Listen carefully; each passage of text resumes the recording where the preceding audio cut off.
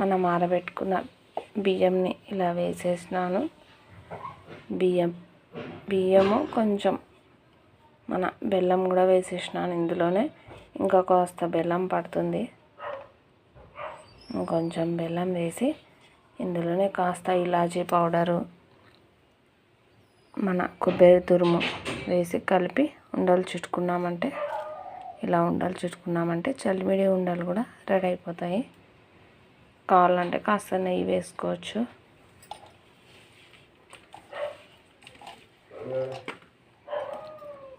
బెల్లం పడుతుంది ఇందులో, తక్కువనే పడుతుంది.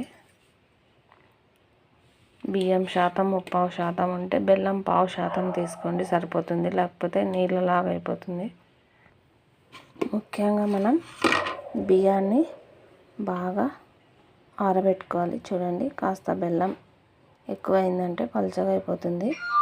ఇలా పలుచగా అయినప్పుడు ఏం లేదు, మీరు కావాలంటే కొంచెం పప్పుల పిండి యాడ్ చేసుకున్నామని సరిపోతుంది.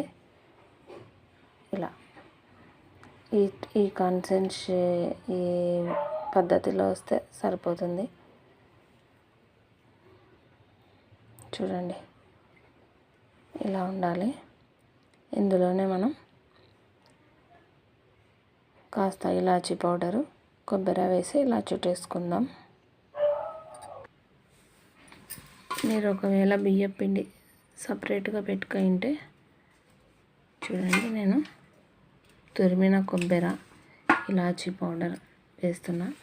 ఇంకా మీరు ఇలా కాజు సన్నగా ఇలా పలుకులు కూడా చేసుకొని వేసుకోవచ్చు. చాలా రుచిగా ఉంటాయి ఇవి. కడుపుతో ఉన్న వాళ్ళకి, అమ్మాయిలు మెచ్యూర్ అయినప్పుడు కూడా వాళ్ళకు కూడా చలువ బాగా ఉంటుందని చేసి పెడతారు. మంచిగా చలువ చేస్తుందని ఇలా మొత్తం కలిపేసి ఇంకా ఉండలు చేసుకోవాలి. కాస్త నెయ్యి వేసుకోవచ్చు.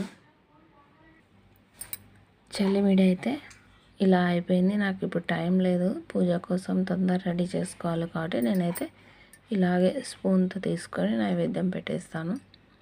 కాస్త నెయ్యి వేసుకొని మీరైతే దీనిపైనే నెయ్యి వేసుకోండి. నేనైతే ఇలా కొంచెం పలచగా అయిపోయినందుకు ఇలానే పెడుతున్నాను.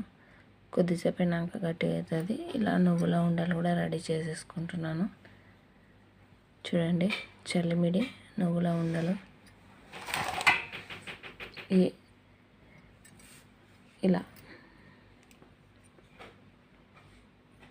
ఇలా చేస్తేనే ఇది లోపల ఉండదు.